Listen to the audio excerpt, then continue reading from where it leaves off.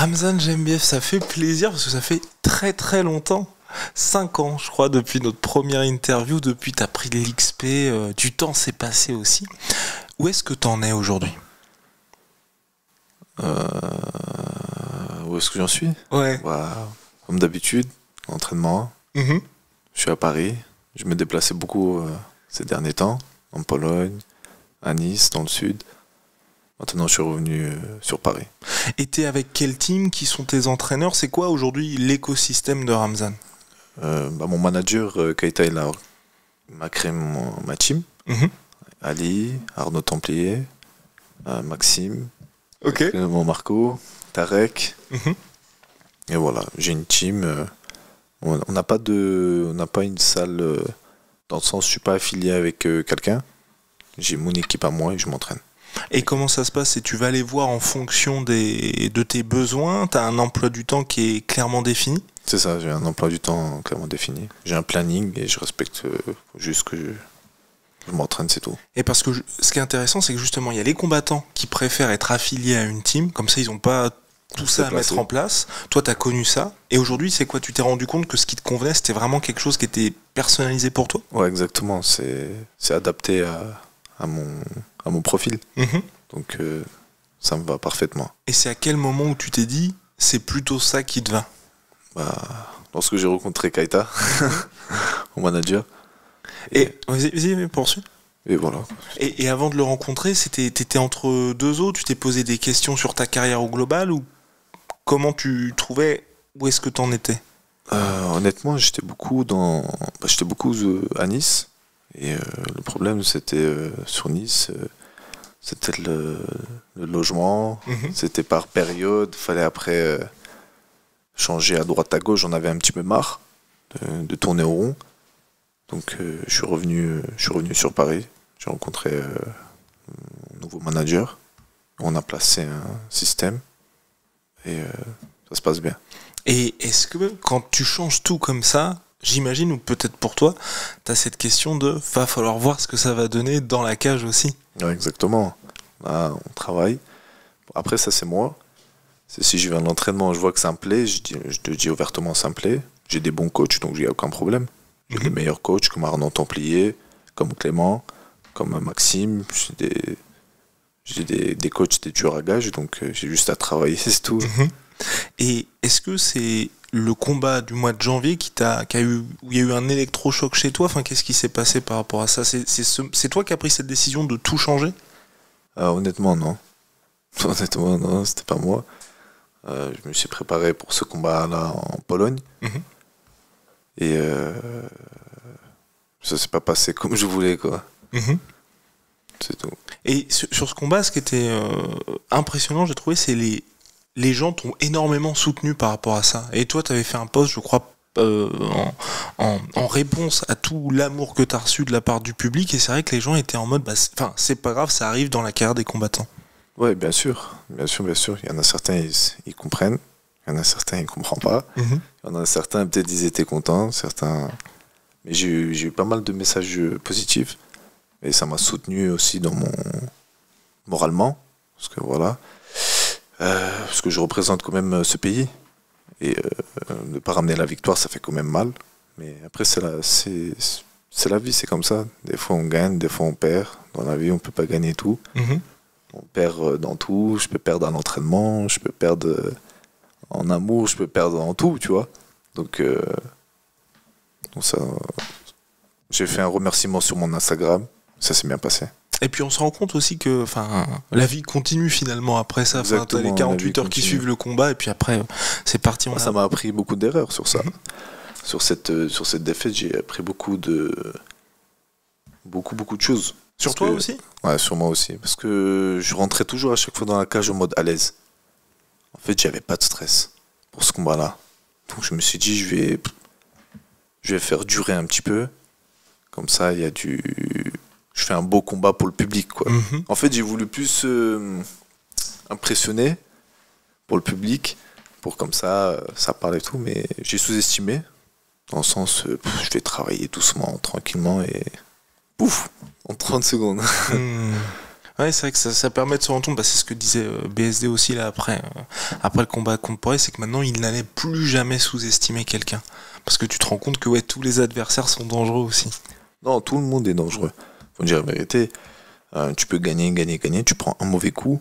Bah, comme j'ai oublié le nom, Ousmane face à... Ah oui, contre Leon Edwards. Leon Edwards. Ouais. Il gagnait tout le monde. En dernier moment. Après, il a eu sa petite descente. Et ça se voyait que ça a touché moralement. Il aurait dû un petit peu encore, je pense, attendre. Voilà, quoi. Et il y a d'autres choses que tu as appris, parce que c'est vrai que déjà, moi je trouvais qu'il y avait une progression chez toi, en tout cas évolution dans le côté gestion de l'agressivité, on va dire.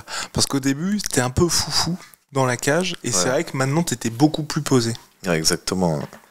Après, je préfère plus être foufou, car je suis plus dans mon élément. Mais après, mes coachs, ils me disent toujours, faut pas se donner directement tout.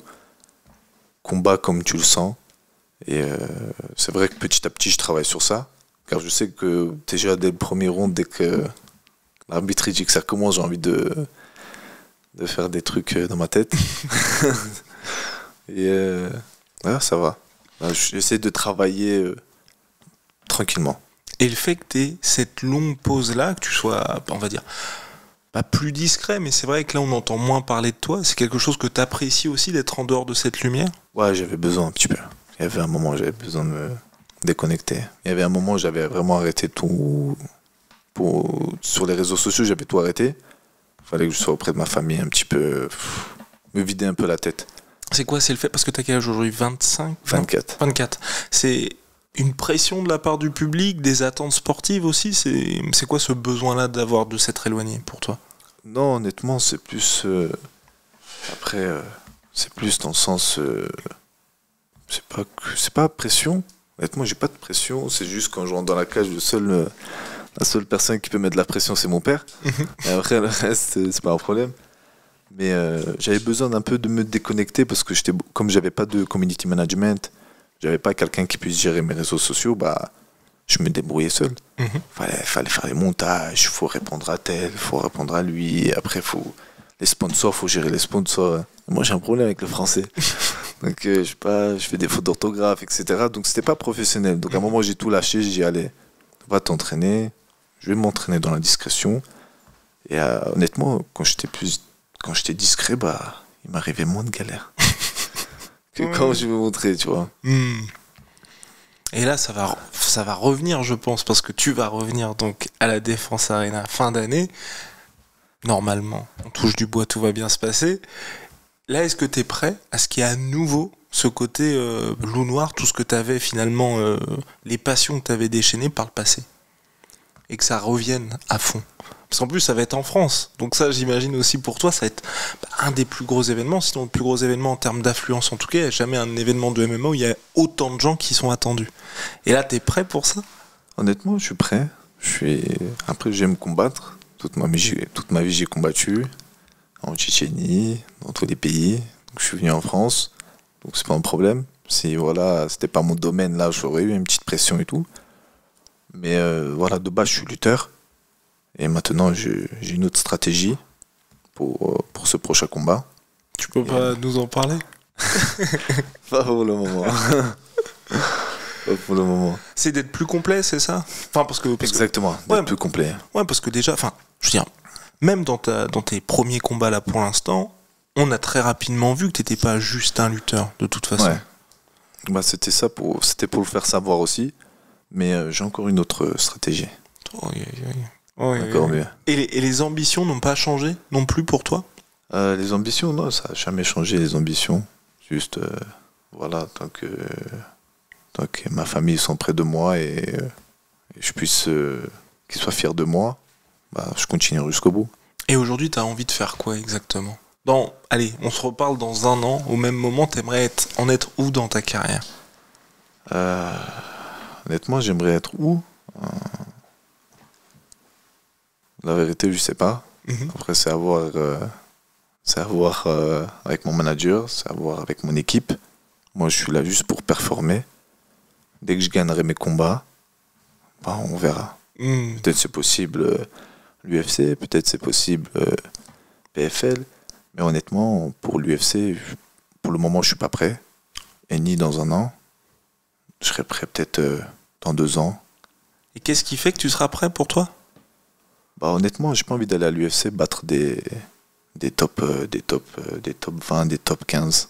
Si je vais à l'UFC, je sais que c'est pour la ceinture et pour être champion. Ça veut dire que je veux être prêt jusqu'à que je puisse affronter les top 2. Comme Khamzat Chimaev, il est arrivé, il est sorti de nulle part, il a pris directement le top 2. Maintenant, il a la gloire, il a tout ce qu'il faut. Et c'est ça qui est beau, tu vois, dans ce sport. Tu peux venir, tu peux éteindre un top 2, un top 3. Mais pour ça, il faut beaucoup de travail. Et là, je suis là pour travailler. Et moi, je sais qu'il me faut encore beaucoup, beaucoup de travail. C'est impressionnant de savoir, tu vois, déjà qu'aujourd'hui, ou pour toi, t'es pas prêt pour l'UFC encore. Parce que c'est vrai qu'il y a pas mal de gens qui veulent y aller peut-être un peu trop tôt. Ah, c'est un rêve de n'importe quelle personne, hein, d'aller à l'UFC, bien sûr. Tu gagnes. Le problème, c'est quand tu gagnes. Bon, ensuite, tu dois affronter les tops. Et quand tu affrontes les tops et quand tu vois que voilà, tu as une défaite, comme Benoît Saint-Denis. Hein. Pourquoi je prends l'exemple de Benoît Saint-Denis? Au début, tout comme moi, tout comme tout le monde, on le voyait tous, c'est bon. Tu vois, il peut prendre même Islam s'il faut. Mais ça s'est pas passé comme il faut, tu vois. Ça veut dire qu'il y a encore du travail. Il y a du travail à faire. Et comme on voit maintenant sur les réseaux sociaux, dès que un de nous on perd, ça l'allume, quoi. Ah, les gens, ils sont sans pitié. Ah, ils sont sans pitié, tu vois. Donc ça joue aussi. Mais je pense pour BSD, ça va pas jouer mentalement. Ils s'en foutent de ce qui se passe dans les réseaux sociaux. Pour tous les combattants, pour tous les mecs qui combattent, on s'en fout de ce qui se passe dans les réseaux. Parce que la vraie vie, c'est dans la cage. C'est quand on va rentrer dans la cage, c'est là, il faudra qu'on prouve qui on est. Et même en dehors. Et quand t'as, parce que là, donc, dernier combat en janvier, là, tu vas revenir en décembre, quand t'attends quasiment un an, est-ce que t'as aussi ce côté, il faut que j'efface ce qui s'est passé au mois de janvier? Oui, bien sûr. Il faut que j'efface ce qui s'est passé en janvier, mais la seule façon que je pourrais l'effacer, c'est que j'aurai ma revanche contre lui. Tu vois. Mais je sais que j'ai mis en stratégie après ce combat-là. Parce que je sais que j'ai demandé plusieurs fois ma revanche contre cet adversaire-là. J'aurais pu combattre en septembre, j'aurais pu combattre en octobre, j'aurais pu même avant de connaître Keita, j'aurais pu combattre. Mais il a refusé 4 fois en trouvant des excuses. Après, c'est normal, tu vois. Il a eu sa chance. Oui, il était outsider. Ouais. Il a eu sa chance. Il veut pas replonger dedans. En tout cas, aucun problème. Je l'attendrai peut-être un jour ou l'autre. Là, je vais combattre en décembre, je vais combattre contre un combattant qui est déjà prévu. Ça va être annoncé. Ça me va. Ok. Mais ce serait important pour toi de le retrouver un moment. Ouais, important. Ça serait très important. Et au niveau de ta catégorie de poids, est-ce qu'aujourd'hui, t'as fait un choix entre featherweight et lightweight? Là, pour le moment, pour mon prochain combat, je vais combattre en featherweight, en 70 kg. En fait, il faut que je fasse... En lightweight, du coup? Ah ouais, en 70, ouais, ok, ouais. Il faut que je fasse étape par étape, que je descends mon poids intelligemment, parce que j'ai eu une insuffisance rénale. J'ai eu des petits à cause problèmes. Du cutting. Ouais, c'est pour ça qu'il y a eu beaucoup de temps d'arrêt, parce que j'ai attrapé un staphylocoque à la main. J'ai eu une opération à la main. Et j'allais perdre le petit doigt là. Lequel là? Celui-là, comme tu vois. Ils m'ont coupé là, ils m'ont coupé juste en bas ici. Ok. Et en fait, je savais pas que c'était un staphylocoque, donc je l'ai laissé traîner un peu. Et la main était enflammée, était gonflée comme ça. Oh là là. Donc, quand je suis allé chez les médecins... Tu pensais que c'était quoi, l'entraînement? Ouais, je pensais que c'était un petit entorse ou un petit coup. Okay. Mais voilà, pendant toute cette période, j'ai eu des petites difficultés, j'ai eu mes petites épreuves. Okay. C'est normal, hein, c'est comme ça. C'est la vie d'un combattant. Et maintenant, je me sens prêt. Ah, mais c'est vrai que les staffs, de toute façon, c'est un enfer. Mais ok. Et ce qui est hyper intéressant, ça, c'est qu'en plus, tu vois, tu te sois dit, tu vas faire cette pause-là pour récupérer, parce qu'on se souvient tous des images, je sais plus quel combat où tu avais eu un cutting qui était un peu hardcore, mais finalement, ça l'avait fait. C'est quoi? C'est qu'aussi, tu veux plus infliger ça à ton corps quelque part. En fait, exactement. J'ai pas envie de dire que j'ai envie de combattre en 66 et remettre mon corps dans un état... J'ai envie de faire ça progressivement. Redescendre doucement à 70, faire combattre dans cette catégorie. et ensuite prendre quelques combats en 66. Si mon corps pourra aller les chercher. Ouais. Est-ce que tu peux expliquer aux gens, parce que y a pas mal de gens, tu vois, qui découvrent le MMA par notre biais, qui vont peut-être découvrir aussi le MMA par ton biais là, le cutting, à quel point c'est un combat avant le combat? Honnêtement, c'est le plus gros combat, je pense, avant de combattre. Juste si c'était... Comment expliquer? Le cutting, c'est vraiment ton premier gros combat. Combattre, c'est pas un problème. Combattre, même les chiens, ils combattent. Même les coqs, ils combattent. C'est pas un problème. Eux, il faut pas de cutting. Mais nous, on est obligé de faire un cutting pour ensuite combattre. Des fois, je me dis, c'est qui a inventé ça? Tu vois, honnêtement. Mais comme tu vois, tout le monde le fait, on est obligé de le faire. Tous les combattants, nous sommes obligés de le faire. Et sauf One Championship, ouais, je crois. Ils le font pas. Et c'est vraiment un gros travail. Parce que là, t'es à combien? Là, j'étais à 85 il y a un mois. Ouais. Et là, je suis descendu à 78. Ça va. 78, 70, ouais, tu fais vraiment En fait, t'auras quasiment pas de cutting finalement. Exactement. Parce qu'en plus, on va se rapprocher du combat, tu vas plus t'entraîner aussi. Il me reste 2 mois en plus. Donc largement, je suis bien. Il faut juste que je continue sur cette voie-là. Ouais. Je suis bien entouré. Honnêtement, je n'étais pas entouré avant comme ça. Parce que tu as un nutritionniste aujourd'hui aussi? Exactement, ouais. Okay. J'ai un nutritionniste, un diététicien, etc. Donc, j'essaie de... Et donc, l'objectif, c'est que à la pesée, donc tu vas être à 70, et dans la cage, tu seras à quel poids? Enfin, vous êtes dit à peu près... Honnêtement, je sais pas du tout. Ok, d'accord. Vraiment, honnêtement, c'est à voir avec mon corps combien il va prendre. Parce que c'est différent. C'est pas comme à l'époque, je faisais de 77... je commence à cutter à 60. Quand je suis à 74, je commence à cutter de 74 à 66. Donc ça veut dire si tu atteins les 66, tu reprends les 74. Exactement. Et en plus, quand tu vas commencer à manger, etc., tu commences à monter. Le dernier combat, l'avant-dernier combat, quand j'ai voulu combattre en featherweight. Exactement, ouais. En 66. J'étais à 72 avec Nicolas Haute. Et on a commencé à cutter. On est descendu à 68 et c'est à ce moment-là que j'ai eu mon insuffisance rénale. Et lorsque j'ai eu mon insuffisance rénale, les médecins ils sont venus, ils m'ont mis la perfusion. Donc j'ai repris 4 kilos en trop. Et après j'ai dit mais comment je vais me peser là maintenant publiquement? Si je me pèse publiquement, ils vont me dire que... Ils vont me dire mais on est obligé parce que voilà, comme c'est l'événement, etc., etc. Mais on expliquera dans les... Ok, pas de souci. Donc je me suis pesé. De base, le combat il devait être annulé. Honnêtement, le combat il devait être annulé, mais mon père il a dit que ouais, quand même, faut que tu combats. Donc, le tout dernier. Ouais, non, l'avant-dernier. Juste l'avant-dernier. Que t'as gagné, ouais. Exactement. Ouais, ça. Et voilà, j'ai combattu, mais j'avais repris beaucoup. 68, je suis passé à 79. Tu vois, presque 80. En combien de temps? En quoi? Une journée. Une journée, ouais. Une journée. Oh là là.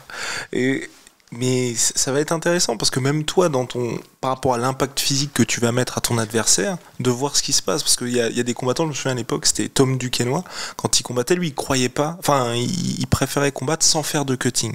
Donc quand il était sur le circuit européen, ça se passait bien. Mais quand il est arrivé à l'UFC, là, t'as des gars, c'est des frigos, tu vois. Ouais, et malheureusement pour lui, quand il avait affronté Cody Stamann, le gars, il faisait 10-15 kilos de plus que lui dans la cage. Donc c'est vrai que c'est une approche différente parce que d'un autre côté, tu t'infliges pas tout ce que les autres mecs s'infligent à être avoir besoin d'être sous perfusion juste avant le combat. Après c'est un sport qui est comme ça, c'est un sport qui est compliqué, faut s'adapter, faut être bien entouré surtout. Si t'es mal entouré, tu pourras pas faire des gros cuttings tout seul. Pour ça faut être bien entouré et descendre progressivement. De ce que j'ai appris, il faut descendre progressivement. S'il reste 1 kilo, tu cuts 1 kilo. Il te reste 2, plus facile, tu enlèves 2 kilos, c'est tout, t'es prêt. Que de commencer à 77 et descendre à 70 ou de commencer à 75, parce que la vérité, c'est dans tous les cas, tu enlèves ce qui est précieux dans ton corps. Et maintenant, on a placé cette stratégie-là aussi. Ok. Mais c'est pas mal. Et pour toi, il fallait, quoi qu'il arrive, que tu passes par ça pour arriver à cette conclusion? Ouais, exactement. Fallait que j'arrive à là. Et donc tu es un combattant du KSW qui est l'une des plus grandes, sinon la plus grosse organisation d'Europe. Il y a des spécimens aussi au KSW. Vous êtes en France, il y a la FLD, c'est pas la fête comme pour eux. Est-ce que quand tu t'affrontes des gars comme ça, tu te dis j'aimerais bien être dans un endroit où je sais que personne ne se charge, tu vois? Bien sûr. Après, je sais que je me suis entraîné pas mal à l'étranger. Donc j'en ai vu certains, ils ont pas honte, hein, quoi. Devant toi, ils viennent, ils speak normal. Et je sais que voilà, KSW, après, j'ai pas envie de pointer du doigt qui que ce soit. Chacun il fait ce qu'il veut, c'est sa vie, c'est sa carrière, c'est sa santé à lui. Donc bien sûr, on aurait aimé des mecs tourner avec des mecs qui sont pas dopés parce que c'est équitable. Tu regardes à l'UFC, au premier round, déjà les combattants ils sont fatigués, mais si tu regardes KSW, au quatrième, au troisième, ils sont durs comme des pierres. Tu vois. Je suis tourné, j'avais une petite anecdote, je suis parti tourner aussi à l'étranger avec un gars qui avait 19 ans. Avec lui, j'ai tourné avec lui, je me suis dit, ouais, ça va, il a commencé les combats pro, il avait 1-0 seulement, tu vois. Ok. J'ai envoyé un low kick sur la jambe, c'était un mur. T'imagines, jusqu'à que j'envoie, je me suis dit, ça bouge pas, tu vois. Et lui, c'était un 74 kilos. Moi, je faisais 80. Okay. C'était une sale guerre. Quand je me suis dit, c'était une sale guerre, mais je comprenais pas, ce mec, il va pas se fatiguer, etc. Et à ce moment-là, oui. J'avais compris que... Oui, tu comprends. Parce qu'il le dit directement, tu vois. La vérité, ils s'en cachent pas. Ok. Ah ouais, vraiment, ils s'en cachent pas. Ils disent la vérité. Ouais, moi, je prends ça, ça, ça. Je prends ça aussi. Je prends ça, je prends ça. Ah ok, d'accord. Ouais, au moins, c'est bien, ils sont transparents là-dessus. Non, la vérité, ils sont transparents. Certains, si... De toute façon, quand on voit les gars, que ce soit au KSW ou même au Rising ou dans d'autres contrées, tu vois, tu sais que c'est pas possible autrement de toute façon. Exactement. Et en parlant de s'entraîner à l'étranger, est-ce que ça aussi c'est quelque chose qui est important pour toi d'aller faire des, pas mini-camps, mais tu vois, de partir dans d'autres endroits? Est-ce que c'est quelque chose que tu vas continuer de faire? Oui, bien sûr.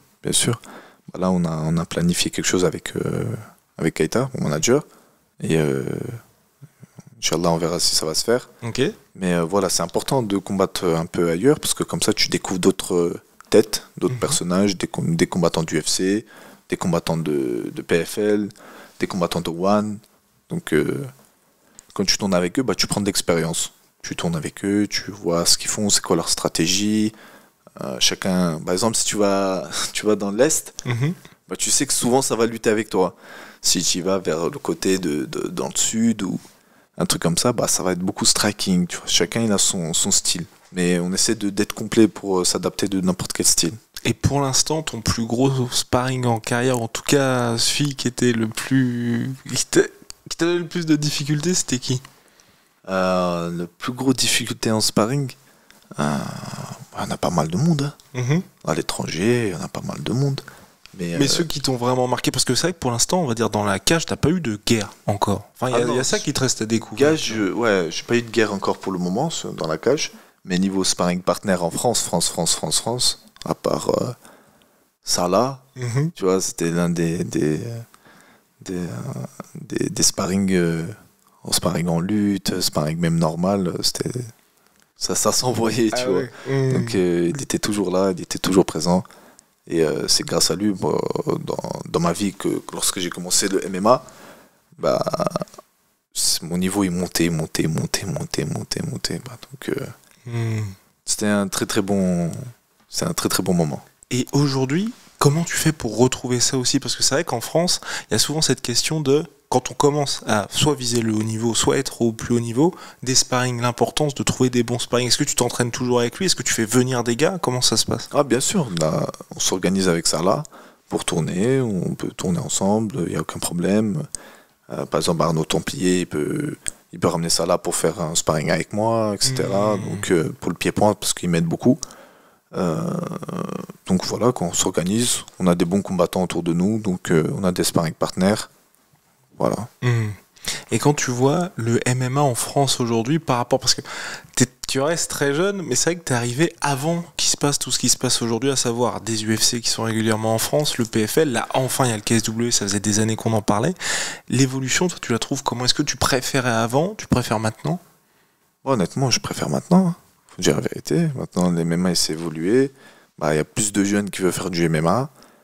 Et en fait, il y a un bien, mais comme un mal aussi, tu vois ce que je veux dire? Parce qu'il y en a certains, ils ont commencé le MMA, ils pensent qu'ils peuvent se permettre des choses dehors, tu vois. Il y en a certains, ils font du MMA, mais ils savent l'intégrer professionnellement, tu vois. Ils s'entraînent, ils rentrent chez eux, ils s'entraînent et ils rentrent chez eux. Ils essaient de faire des résultats, honnêtement, tu vois. Il y en a certains... Après, niveau organisation, bah, je suis content de ce qui se passe en France. Nos combattants comme, Benoît Saint-Denis, Cyril Gann, ouais, ils ont mis de la lumière. Hein, tu vois, ils ont mis vraiment de la lumière. Et il faut que ça continue. Comme beaucoup de combattants dans l'UFC, beaucoup de combattants dans PFL, dans le Bellator. Et c'est beau, tu vois, ça s'évolue. À l'époque, ça n'existait pas, ça. Là, ça commence à s'évoluer. Et il y a des combattants qui t'inspirent ou t'impressionnent en particulier dans le MMA français ou qui ont fait des choses où tu te dis, moi, j'aimerais bien faire ça aussi? Dans le MMA français, non, mais à l'étranger, si. Alors, qui est à l'étranger? Georges Saint-Pierre. Honnêtement, c'est toujours... Toujours, c'est toujours lui. Ouais. Depuis que je suis gamin, je m'inspire un peu de lui. Il était complet, tu vois. Il était complet de... pied-point, sol, ce que tu veux. Donc voilà. Après, c'est une légende. Bah, il a parfaitement géré. Il a parfaitement géré, tu vois. Sa carrière, il a même parfaitement géré. Donc... Et t'es jamais allé à Tristar pour l'instant pour t'entraîner? Okay. Pas encore, ouais, donc peut-être un jour. Et il y a aussi ce truc-là dans le MMA en France, mais peut-être parce que le sport reste jeune, de plus en plus, c'est soit on va tenter l'UFC pour le sportif, ou soit c'est l'argent avec le PFL. Toi, tu penses quoi de ces choses-là? Est-ce que c'est important d'avoir les deux? Est-ce que ce sera toujours le sportif ou l'argent? C'est vrai que c'est important parce que les gens oublient ça aussi. C'est que on a vu BSD là par exemple ce week-end avec l'UFC. Enfin, une carrière, tu prends des vrais risques à chaque combat.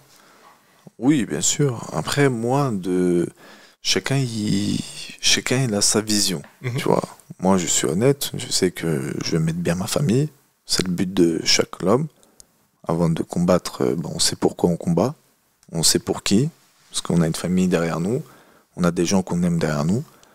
On veut, bien sûr, on aime combattre, ça c'est sûr, mais aussi qu'on prend un minimum quelque chose. Mais il faut faire tout ça intelligemment, tu vois.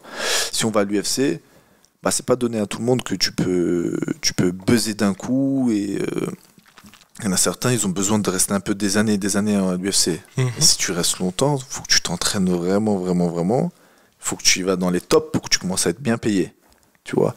Alors qu'il y a d'autres organisations, dès le début, tu peux être bien payé, tu vois. Honnêtement, si on me demande à moi, j'aurais commencé par le PFL, j'aurais commencé par n'importe quelle organisation qui aurait proposé une bonne somme, quoi. Ouais, c'est vrai. Mais à ton époque, avant que tu signes au KSW, c'est vrai qu'il n'y avait pas le PFL aussi. Et ça, c'est quelque chose, c'est Kevin Jousset qu'on avait parlé, je crois, chez RMC cette semaine. C'est vrai que les gens n'ont pas assez ça en tête, je pense, c'est de se dire que le combattant, même quand il est à 10 000 plus 10 000 à l'UFC, t'as la part du manager, la part du coach, il y a les impôts, et c'est vrai qu'il ne reste pas grand-chose à la fin, c'est pas 20 000 dans ta poche. Après, une préparation d'un combat, c'est cher. La nourriture aussi, quand un combattant il commence à manger proprement, c'est important, c'est le déplacement, payer les coachs, payer la salle, payer l'État, donc tout ça, quand tu restes avec rien, t'essayes de combattre, et ça c'est pas bon, tu vois. Après tu t'essaies de combattre que pour de l'argent. Là c'est plus... ça reste pas trop dans le cœur, tu vois. Tu sais que tu y vas vraiment pour gagner de l'argent. Mais si tu y vas, comme certains, par exemple, je vais te donner un exemple. Je donne un exemple sur moi. Je sais lorsque j'avais perdu mon combat en janvier, si je m'en foutais, honnêtement je serais parti, je dis vas-y c'est bon, c'est pas grave, de toute façon j'ai touché un mobilier. Je rentrais chez moi. J'étais dans un état pas très bien, tu vois. J'avais la tête baissée, je te mens pas, je me suis réveillé amer. Et après, à ce moment-là, j'ai compris que même avant, tout ça, que ce sport, je le tiens à cœur. J'aime me battre et je le fais par passion, mais j'aime avoir un retour quand même. Tu vois ce que je veux dire? Donc, faut être bien entouré. Quand t'es mal entouré, des fois, on va direct te pousser, va à l'UFC, direct, vas-y, va, t'as un bon niveau. Non.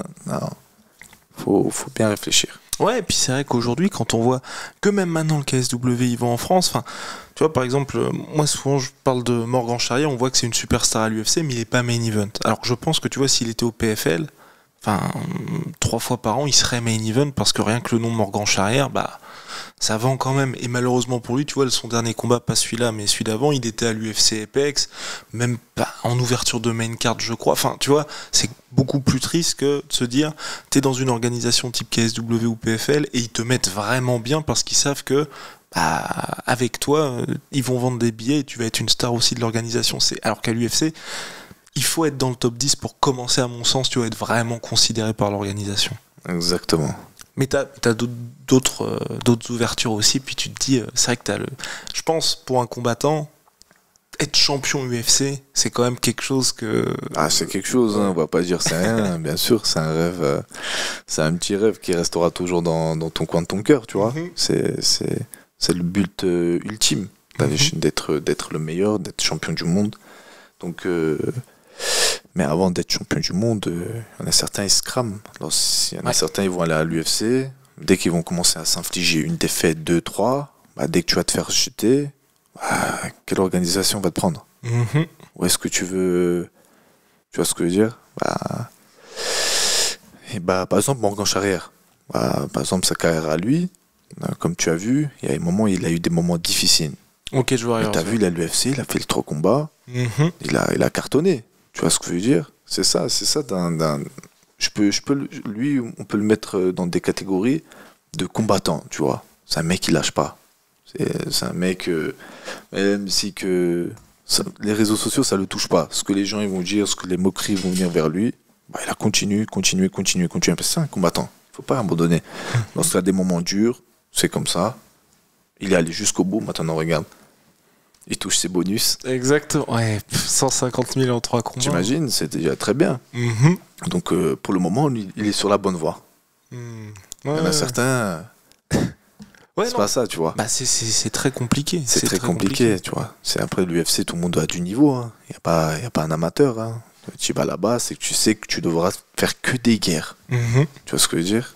Et il y a ce truc aussi à l'UFC, je trouve, c'est que tu vois, au KSW ou au PFL, là, donc t'es au KSW, si tu perds au KSW, tu peux affronter un mec qui est peut-être aussi dur qu'un gars que t'aurais affronté en début de carrière UFC, sauf que comme t'as pas le tampon UFC, les gens vont se dire c'est un peintre. Alors qu'à l'UFC, comme le gars est à l'UFC, par principe, c'est un mec qui est chaud. Donc toi, t'as toujours ce truc aussi de... tu vas devoir prouver face à des gars que les gens connaissent pas et qui en plus, soit sont chargés, soit... Non mais après, ça c'est des... comme je dis, c'est des gens sur Internet qui se connaissent rien, qui n'ont jamais combattu, qui n'ont jamais mis des gants de MMA, qui vont dire, ouais, lui c'est un peintre, lui c'est un... Frérot, c'est un peintre, mais il est dans la cage, tu vois. C'est un peintre, mais il est là, il est présent, tu vois. Donc... je sais qu'il n'y a que UFC dans la bouche, mais il y a d'autres organisations et des meilleurs combattants. Tu vois ce que je veux dire? Il y a des combattants qui sont très très forts. Je sais que j'ai tourné avec des mecs de l'UFC. Voilà, moi je pensais que UFC, il y en a certains... J'ai pas affronté les tops, hein, j'ai affronté dans les alentours, mais je pensais que c'était des niveaux de fou, mais non, il n'y avait rien d'impressionnant. Tu vois ce que je veux dire? Il y en a certains, par exemple, j'ai affronté des combattants de Bellator, durs comme des pierres, tu vois. Donc avec eux, il fallait faire une guerre. Donc partout, il y a des bons combattants. Il faut juste, voilà, comme toi, comme moi, nous on s'y connaît. On connaît les combattants, etc. C'est juste, faut pas écouter exactement. ce que les gens ils disent, peintre, je sais pas quoi. C'est une grosse organisation, sinon elle serait pas là, cette organisation-là, KSW. Et il y a des très très bons combattants qui sont solides, qui sont puissants. Déjà, d'aller chercher la ceinture de KSW, c'est quelque chose. Et tu voudrais la chercher dans quelle catégorie, là? Ça sera à voir.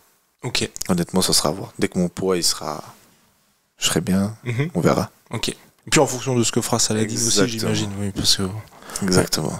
Et là, le fait qu'il fasse des combats franco-français, toi, tu as déjà affronté des Français quand tu étais au 100% fight, tu préfères affronter des combattants étrangers, j'imagine? Ou le côté plus passion? Parce que là, on va voir ce qui va se passer Varela-Parnasse, mais ça va peut-être être le premier combat, tu vois, où il y aura une vraie grosse ferveur, peut-être. Non, bien sûr, ça, c'est un combat qui est pas mal. Mais moi, après, moi, je sais comment je fonctionne, tu vois. Je préfère combattre d'autres gens, tu vois. Je préfère combattre des mecs de l'extérieur de la France. Je suis là pour affronter, je suis là pour prouver que la France, on est là, quoi. Tu vois ce que je veux dire? Pas que combattre entre nous. Je peux aller chercher des gars de l'Est, je peux aller chercher les Américains, je peux aller chercher des Brésiliens, je peux aller chercher... on est là pour montrer que, voilà, qu'on est présent. Alors que tu gagnes un gars de l'extérieur, quand il va rentrer dans sa salle, j'ai perdu contre le Français, tel. Ouais. Tu vois, le nom, il commence à... Le nom de la France, il monte.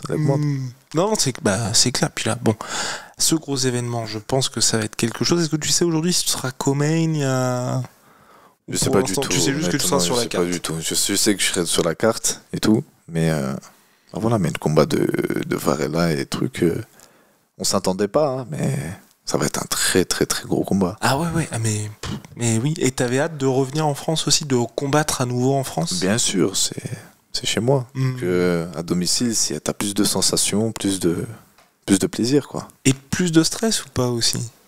On verra ça le jour même. Ok. Là, pour le moment... Non, parce que de temps en temps, je te croisais. Je sais plus si t'avais déjà fait le PFL. Enfin, il y a quelques événements où on s'était croisés.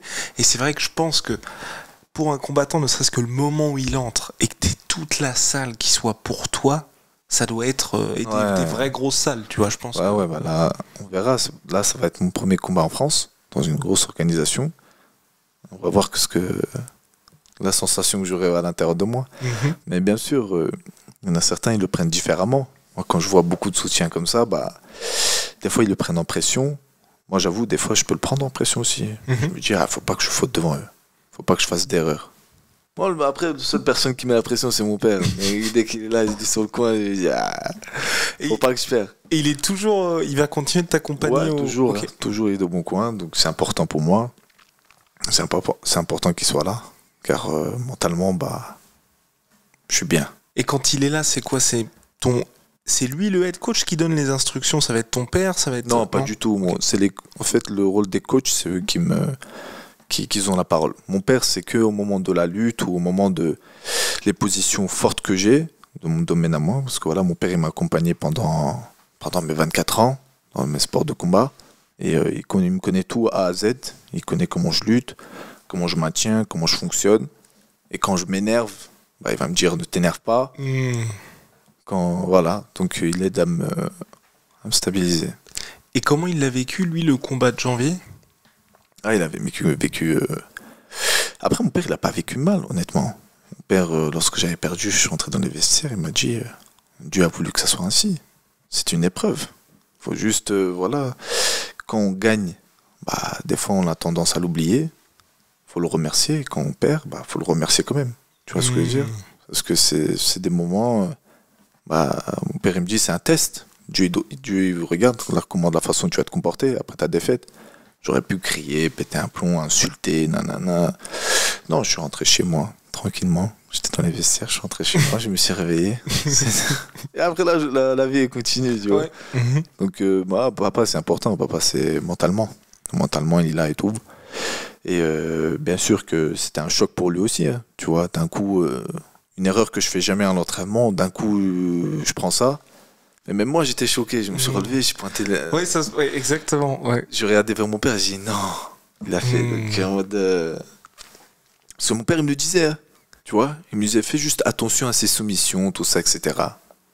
Et on travaillait, dans le sens, dans les vestiaires avant de combattre, mais on travaillait la défense. Ok. Et je disais à mon père, mais non, t'inquiète pas. Il ne va pas me prendre en clé de bras. Bah, il m'a pris en clé de bras, t'imagines? Aïe, aïe, aïe. C'est pour ça que je regardais vers lui à ce moment-là. Voilà. Ah, terrible. Ouais, mais au moins pour le prochain combat, tu... Non, maintenant, c'est grâce à cette défaite que je sais qu'il n'y a pas de je vais jouer ou je vais pas jouer ou je vais vouloir impressionner ou je vais vouloir tarder le combat. J'ai le moment, j'ai l'occasion, je termine. C'est tout. Ouais, mais surtout que c'est hyper important. C'est Oumar qui décide là avant le combat, donc qui a fait KSW UFC. Oumar Sy, pour lui, il venait que pour la victoire. Oui, c'est important. Enfin, s'il y a la soumission, le KO, oui. Mais le plus important, c'est quand même la victoire. Ouais, exactement. Et c'est vrai que lui aussi, je pense qu'il va aller très très très loin à l'UFC. Bah après, quand tu regardes comment il fonctionne, Oumar Sy aussi dans sa carrière, on en avait parlé avec mon manager Keita, tu vois ce que je veux dire, il n'a pas d'un club fixe. Ouais. Bah, il s'entraîne seul, il se débrouille très bien seul. Et maintenant, il fait des résultats. Il a fait des résultats à KSW comme là il est dans le perfect. Et là, il y a Raul Rosas Jr., il y a quelques temps, qui disait, lui, à 25 ans, il voulait arrêter. Est-ce que toi, tu t'es fixé comme ça un cap ou un objectif où tu te dis, à partir de ce moment-là, terminé, on ne reverra plus dans le MMA? Honnêtement... Non. Je me suis pas mis de... C'est jusqu'à que, je sais pas, juste un jour, c'est un truc qui me lâche. Ouais. C'est un truc dans le corps qui me lâche, ouais, mais après...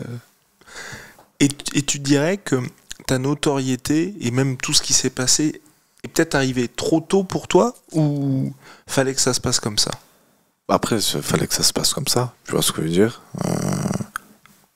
Après, comment la seule façon que je peux dire, honnêtement, je pensais pas que ça serait arrivé à là. Je sais que je serais connu, j'aurais eu peut-être 15 000 abonnés, et que ça continue petit à petit, tu vois. Mais aucun humain aurait pensé, d'un coup, tu te réveilles le matin et d'un coup, ça explose dans tes réseaux, tu vois. Donc à ce moment-là, dès que ça explosait, bah, fallait vite faire un choix. Continuer ou disparaître et continuer dans l'amateur, etc. Donc je suis allé directement combattant professionnel. Même si j'ai pas fait de combat d'amateur, j'ai fait juste des combats chez Ibra TV. Et voilà, ensuite j'ai combattu. Ouais, et puis qui reste, on va dire, ça reste une plateforme. Et c'est vrai qu'aujourd'hui, il n'y avait pas non plus, toi, enfin, ton époque, c'est pas comme si t'étais un ancien, mais il n'y a pas le circuit amateur qu'il y a aujourd'hui où les gars peuvent déjà, on va dire, gagner de l'argent et prendre vraiment de l'expérience sur le circuit amateur. Ouais. C'était direct, tu passes en pro. Et en soi, le 100% Fight, c'était une bonne antichambre, enfin, bonne organisation française avant d'aller vers les plus grosses aussi. Oui, exactement, exactement. Donc, vas-y. Ça s'est très très bien passé là-bas aussi. Ouais. Donc il y avait pas mal de gros noms aussi, KSW, qu'en français c'est Ngannou, pas mal de combattants, Saladin, etc. Fabakary Diatta, Taylor Lapillus, Taylor, tout le monde, tu vois, honnêtement, tout le monde est passé dedans. Donc c'est quand même une très bonne organisation. J'ai combattu là-bas, tout comme moi, j'ai combattu. Et voilà, ça permet de te pousser un petit peu, tu vois, d'être vu. Et là maintenant t'es full KSW, c'est ça? Honnêtement pour le moment je suis uniquement KSW. Ok. Uniquement. Ouais, mais en même temps c'est rassurant qu'ils fassent des événements en France comme ça, tu pourras combattre aussi devant ton public. Et est-ce que quand tu regardes un petit peu dans le rétro, il y a des choses que t'aurais soit aimé, que t'as implanté aujourd'hui, les implanter avant, ou des choses que t'aurais aimé faire différemment?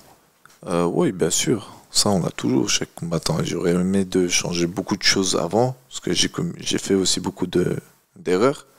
Mais après, c'est avec les erreurs qu'on apprend. Et j'avais des petits regrets, mais là, ça va. Ça avance bien. Ok, là maintenant, c'est bien. Ça va. Là, en fait, tout est mis en place, c'est bon. J'ai plus besoin de me poser des questions dans ma tête. J'ai plus rien dans ma tête. Ouais. Je sais juste combattre, je vais m'entraîner. Enfin. Et t'es juste sur le... Parce que tu vois, moi, par exemple, pas ma plus grosse erreur, mais tu vois, le truc que j'aurais aimé faire avant, c'est, tu vois, avec Rust, on se connaît depuis le lycée, c'est on aurait dû commencer plus tôt. Moi, je me dis qu'on aurait dû commencer plus tôt et pas attendre d'avoir fait, on va dire, nos études, tout ça, avant de s'y mettre. Après, à cette époque-là, les MMA, ils n'étaient pas développés. Ouais, non, c'est vrai. Les MMA, ils n'étaient pas développés. Donc la seule chose que je faisais de la lutte. Mais ma lutte m'a beaucoup aidé dans ma vie. Tu vois ce que je veux dire? Et c'est 90% d'importance dans un combat, bah, la lutte. Tu verras n'importe quel combat d'MMA, ça va lutter à un moment ou à un autre. Donc j'ai eu beaucoup de facilité avec ça, mais du mal avec le pied-point. Mais là, ça c'est très bien. Petit à petit, je m'améliore, on monte et j'essaie d'être complet. Donc il n'y a pas de... Celui qui veut commencer à 20 ans, il commence à 20 ans, mais c'est vrai qu'il faut avoir une bagage derrière. Si t'as pas de bagage derrière, c'est un peu chaud. Ouais, et puis même physiquement, je trouve que très rapidement, t'as pris aussi, enfin, entre le moment où il y a eu la vidéo qui a tourné avec le combat chez Ibra et quand t'as commencé au 100% Fight, en quoi? Un an peut-être, t'as une carcasse de fou. C'est quoi? C'est qu'avant, t'avais pas tout le travail de prépa physique, c'est ça? Non, en fait, j'avais pas de prépa physique, et même la lutte, c'était dans la semaine, il y avait 2 cours de lutte, au max 3. Donc ça veut dire il y avait d'autres jours, il n'y avait pas. Donc là maintenant, je lutte. Quand j'étais à la Check Academy, bah, je luttais avec ça là presque souvent, tu vois. Dans la semaine, on était obligé on tournait lundi, on pouvait tourner mardi, on pouvait tourner mercredi non-stop. Donc, et on faisait en plus de prépa physique et en plus travail avec Johnson Boris. C'était sûr, il y a un moment où le corps il va réagir. Il commençait à réagir, mais c'était dur. Hein. Faut dire la vérité, c'était dur. Après, il faut suivre ce programme-là. Il y a un moment, t'as mal là, t'as l'autre muscle qui s'étire, le genou, le ménisque, la cheville, entorse, etc., etc. Et donc là, ton entraînement, c'est 2 entraînements par jour. Enfin, c'est moins intense que ce qu'il y avait à la Check Academy maintenant. Ah non, honnêtement, là, c'est intense. Hein. Là, c'est 2 entraînements. Je m'entraîne. Je vais, par exemple, lundi, je vais chez Maxime. Des gros sparring, des gros des gros carcasses, des mecs de Rouen, des champions de France, etc. Je tourne avec des champions de France. Ok. Par exemple, Ali Korkmaz, un incroyable génie du sol. Et par exemple, son sol à lui, il est adapté à mon sol à moi. Tu vois, c'est plus que parfait, tu vois. Donc là, je suis content. Vraiment, niveau entourage de ma team que j'ai, de ce que mon manager a construit, je suis vraiment content. C'est vraiment, il n'y a pas besoin de plus, il n'y a pas besoin de moins. Ouais, là, Vraiment, c'est propre. super disposition. Là, super disposition. Donc on 2 entraînements par jour, jusqu'à samedi. Samedi, dernier entraînement, dimanche, aller repos. Juste un jour de repos. Ouais. Ah ouais. Ah oui, non, non. Donc, ouais, non, ça, c'est bien ficelé. Et en plus, donc là, voilà, sportivement, ça a l'air d'aller. On va dire que en termes de communication, là, ça y est, c'est reparti. C'est reparti, ouais. Et tu lances ta marque aussi. C'est pas. Là, c'est quoi? C'est de te dire, on prépare déjà l'avenir pour avoir tout qui soit en place? Ou c'était toi qui voulais faire ça déjà? Ouais, pour que l'avenir soit tout en place. Et maintenant, voilà. Moi, honnêtement, je suis nul dans tout ça, dans tout ce domaine-là. Moi, je suis nul. Je sais que c'est mon manager Kaita qui s'occupe de tout. Et de l'entourage aussi de notre community management. Voilà, on a lancé notre marque. Et petit à petit, on essaye de construire ça, tu vois. Mais on sent que la relation aussi avec tes fans, c'est quand même, enfin tes fans, les gens qui te soutiennent, c'est important parce que il y a vraiment eu ce côté, donc meute que tu avais mis en place. Est-ce que ça aussi, tu as ressenti l'évolution des gens qui te suivaient au fil du temps et que là, c'était important aussi de retravailler à nouveau là-dessus? Oui, exactement. Après, des fois, sur Instagram, tu vois tout. Sur Instagram, je vois pas mal de personnes qui m'ont soutenu même depuis le début, qui sont là, qui sont toujours là, même quand j'avais des moments difficiles, même dans les défaites, etc. Donc tu as envie de continuer, tu vois ce que je veux dire, tu as envie de créer des marques, trouver des idées, tu vois ce que je veux dire, de faire beaucoup de choses. Et c'est grâce à ça qu'on est là après aussi. Hein. Et pour toi, qu'est-ce qui fait que les gens t'apprécient autant? Il y a un truc, parce que c'est... Moi, je l'explique pas. Parce que, il y a le style. En vrai, il y a le style de combat où t'es un gars qui est spectaculaire. Et puis, ce côté très calme, finalement, en dehors de la cage. Et quand c'est parti, on sait que c'est parti, quoi. Honnêtement, je sais pas. En vérité, il y a quoi d'impressionnant chez moi? À part combattre, je fais rien d'autre. Et comme tu le sais toi-même, j'étais connu grâce au coup de pied que j'ai mis dans la chaîne YouTube d'Ibra TV. Ouais.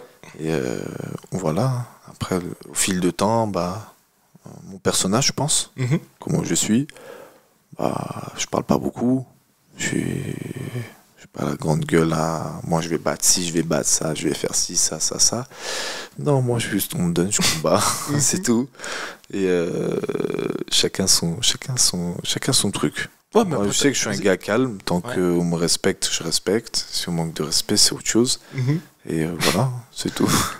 Et t'as envie d'être dans ces combats-là où, moi j'espère voir un jour un mec qui va un peu te rentrer dedans. Tu vois, dans l'avant-combat. Ouais, c'est... Après, j'ai pas eu de ça encore, tu vois. Non, un mec qui m'a rentré dedans, je sais pas comment je vais réagir et tout. Et faut juste... voilà. Après, mon père, il me parle beaucoup. Hein. Mon père, il me parle beaucoup sur ma carrière, comment je dois fonctionner dans la vie, etc. Tu vois. Quoique s'il y avait eu, c'était pas le même, on va dire, enjeu, mais au 100% Fight, le gars que t'avais affronté... Oui, Ben Simon, oui, lui, il avait fait un peu de trash talking. Ouais, et tu préfères affronter des gars comme ça, tu vois, qui vont essayer de te piquer un peu, de te chercher un peu, plutôt qu'on va dire des combattants où ça se passe très bien et enfin, vous êtes juste là pour le sport? Non, honnêtement, j'aimerais bien éclater ce genre de personnes. Tu vois, je te mens pas comme ça, ça fait du bien aussi de leur fermer leur bouche un peu, tu vois. Donc, ouais, ça aussi, ça m'arrange les deux. Ouais, je pense que c'est un truc, les gars, à chaque fois, souvent, c'est ce qu'on disait aussi à Cyril Gann, tu vois, mais après, lui, c'est chez les lourds. Donc, les lourds, il y a ce truc aussi, comme tu peux vraiment te faire éteindre en un seul coup, il n'y a pas trop de gars qui font du trash talking. Ouais, exactement. Après, chacun, il fonctionne comme ça, tu vois. Il y en a certains, ils font du trash talking, ça pète bien. comme Conor McGregor, beaucoup de combattants, Cédric Doumbé, tu vois. C'est leur façon de travailler, tu vois. Mais dans la vraie vie, on peut pas les connaître, comment ils sont. Tu vois ce que je veux dire? Moi, je suis pas comme ça. En fait, de nature, je suis pas comme ça depuis que je suis petit. J'aime pas parler, je suis dans mon coin, je m'entraîne, je combats. Si un gars il me trash talk, ok, y a pas de problème. On verra ça dans la cage, tu vois. Et je combats et je rentre chez moi. Je reste auprès de ma famille. Voilà. Ma famille, ils ont tout ce qu'il faut, c'est le plus important. Non, là, on te sent particulièrement apaisé. Ah ouais, là, en ce moment, je suis bien, là. En ce moment, je suis très bien. Ouais, non, en tout cas, tout le meilleur pour la suite. Dernière question, Ramzan. Est-ce que tu dirais que toi, t'es un méchant qui joue au gentil ou un gentil qui joue au méchant? Un gentil qui joue au méchant ou un méchant qui joue au gentil? Dans la vraie vie, je suis pas méchant. Ok. Je suis gentil. Comme je t'ai dit tout à l'heure, c'est juste qu'en manque de respect que je peux être méchant. Ouais, mais il y a ce truc de... Tu vois, c'est quand même pas anodin de faire du MMA. Et d'être dans une grosse organisation, de viser l'UFC, parce qu'il y a un moment, faut, comme là, comme ce qu'on voit là, tu vois, faut lâcher les chevaux un peu. Ah oui. Après, moi, naturellement, je sais que je suis... naturellement, je sais que je suis pas un ange, quoi, tu vois. Donc, je sais que j'ai mon truc depuis que je suis petit, de ma nature. Je sais que je suis un peu dur. Je sais que je suis un peu maladroit parfois. Donc, je suis pas... On va dire, je suis un petit peu méchant. Un petit peu. Ah, voilà. Un tout petit peu. Est-ce qu'il faut... Ouais, mais sinon, toujours dans le respect et tout. Voilà, c'est tout, tu vois. Ah non, c'est vrai que ça c'est important. Et c'est peut-être un truc qui se perd aussi maintenant, je trouve, avec le MMA et tout ce qui se passe, où les gens ils vont peut-être mettre d'autres valeurs avant les valeurs martiales, on va dire, du sport. Exactement. Pour l'argent ou pour la fame. Ouais. Il y en a plein, du monde, ils sont prêts à tout pour l'argent. Hein. Certains, ils sont prêts à vendre leur honneur. Hein. Certains, ils vont aller trop loin sur des paroles qu'il ne faut pas aller loin, tu vois ce que je veux dire.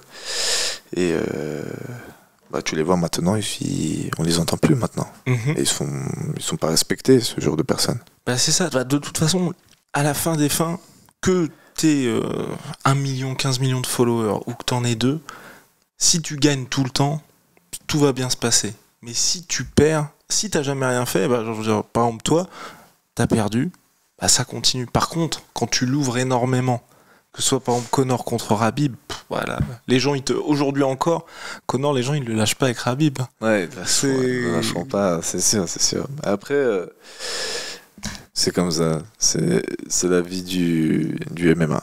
C'est comme ça. La vie des combattants et les gens, et puis c'est complètement différent. Donc, ouais, ce sera le mot de la fin. C'est complètement différent du foot parce que ça aussi, les gens, souvent, tu vois, Mbappé, il a un match, une performance qui est pas ouf. Il sait que 3 jours après, il peut se rattraper. Le combattant, t'as maximum 3 fois par an où tu peux combattre. Donc, t'es obligé de vivre avec ça. Tu peux pas comparer le MMA et le foot, c'est sûr. Tu peux pas comparer. C'est vraiment 2 choses qui sont très très différentes. Un combattant de MMA, il doit être complet de A à Z. Il doit pas être complet des jambes ou du cardio. Donc, nous, on doit être complet partout. Tu vois, cardio, les jambes, l'attaque, la lutte, le jiu-jitsu, le grappling, le sol. T'es obligé d'être et comme tu as dit, c'est 3 fois dans l'année, hein, tu vois. Donc tu peux pas te louper les 3. C'est ça, c'est donc exactement ça. Sinon les gens disent c'est fini. T'es obligé de. Sinon ça peut être ta fin, tu vois. Ah ouais. Ça peut s'arrêter hyper vite. Hein. Ça peut s'arrêter hyper vite, mais même il y en a certains beaucoup qu'on connaît en Thaïlande et tout, qui sont montés. Des combattants qui sont très très forts, mais ils attrapent un staphylocoque au niveau du tibia, tout ça, ils perdent leurs jambes. Fin de carrière. Wow. T'imagines? Ouais. Ou une blessure grave. Accident de moto. Ouais. Ou un low kick, tu pètes. Ou le coude. Ce qui est important, c'est les mains. Les mains, les jambes. Après, d'un combattant, tout est important. Honnêtement, les côtes, le dos, tout est important. Ah non, et puis les entraînements aussi. Parce que la plupart des blessures, de toute façon, c'est à l'entraînement que ça arrive. Exactement. La plupart des blessures, ça arrive à l'entraînement. Vendeur. Et voilà, vous savez tout maintenant. Bon, merci beaucoup, Ramzan. Merci à toi, Guy.